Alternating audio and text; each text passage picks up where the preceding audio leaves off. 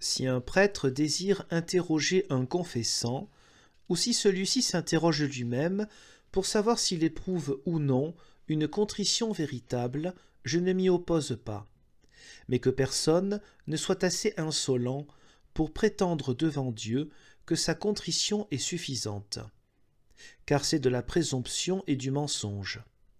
Personne ne peut suffisamment se repentir de ses péchés. J'admettrais aussi qu'on aille plus loin et cherche à savoir si le confessant croit fermement au sacrement et au pardon de ses péchés, tel que le Christ l'a annoncé au paralytique. « Crois, mon fils, alors tes péchés te sont pardonnés. » Matthieu 9, 2.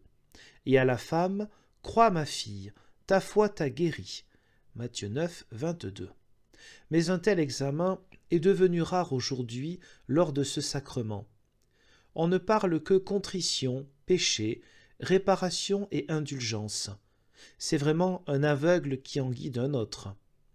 Certes, dans le sacrement, le prêtre, par ses paroles, apporte le message de Dieu, annonçant le pardon des péchés et de la faute. Il devrait donc chercher principalement à savoir si la personne est réceptive à ce message, car seule la foi et le désir de ce message peuvent l'y rendre sensible.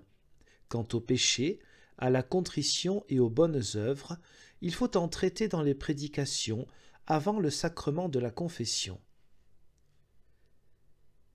Il peut arriver que Dieu ne fasse pas ressentir à un homme le pardon de ses péchés et qu'après le sacrement, cette personne garde une conscience aussi agitée et troublée qu'auparavant.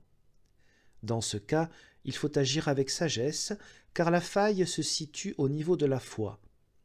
Il n'est pas possible que le cœur ne se réjouisse pas s'il croit au pardon de ses péchés, pas plus qu'il n'est possible de ne pas être troublé et inquiet si on ne croit pas au pardon des péchés.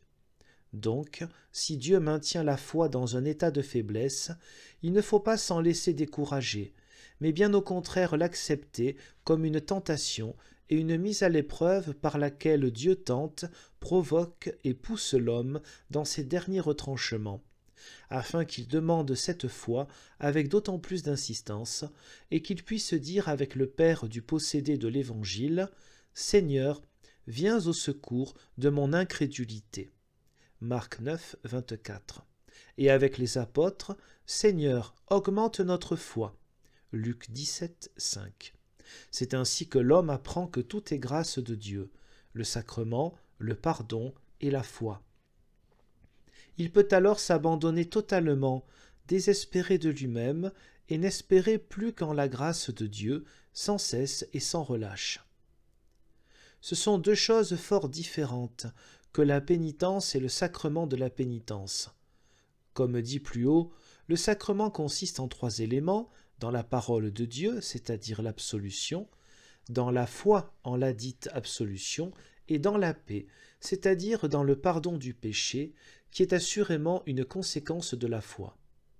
Mais on divise également la pénitence en 3 éléments, à savoir la contrition, la confession et la satisfaction.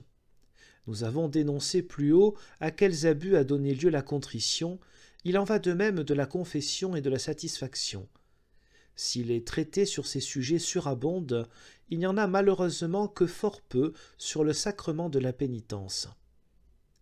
Pourtant, lorsque le sacrement est reçu dans la foi, comme il convient, la pénitence, la contrition, la confession et la satisfaction viennent d'elles-mêmes, sans risque d'être insuffisantes ou excessives, car la foi attachée au sacrement redresse tout ce qui est de travers et comble toutes les failles.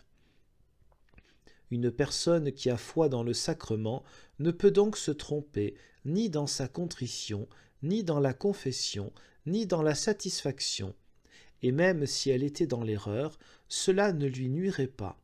Mais en l'absence de foi, il ne peut y avoir de contrition, de confession ou de satisfaction suffisante, et c'est pourquoi on regorge de livres et de traités sur la repentance, la confession ou la réparation.